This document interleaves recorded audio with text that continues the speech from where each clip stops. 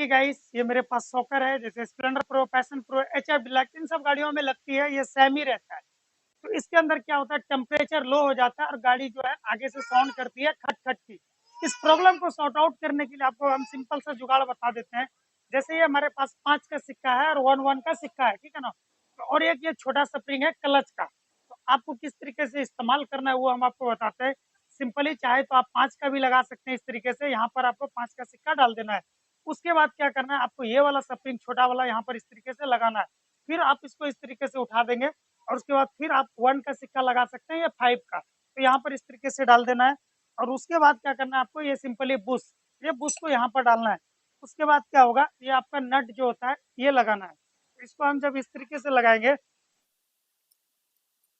इस तरीके से फुल टाइट करने के बाद अब हम आपको सॉकर चला कर दिखाते हैं। जब आप इस तरीके से चलाएंगे तो ये जो होता है बाइक के अंदर क्या होता है, ये दबा हुआ ही रह जाता है, ठीक है ना। तो ये चीज उठाने के लिए ये जुगाड़ सिर्फ करना पड़ता है। वीडियो अच्छा लगे तो लाइक कर देना, चैनल पे न्यू तो सब्सक्राइब कर देना। नेक्स्ट वीडियो में मिलते हैं नया टॉपिक के साथ, जब तक के लिए थैंक्स, बाय बाय।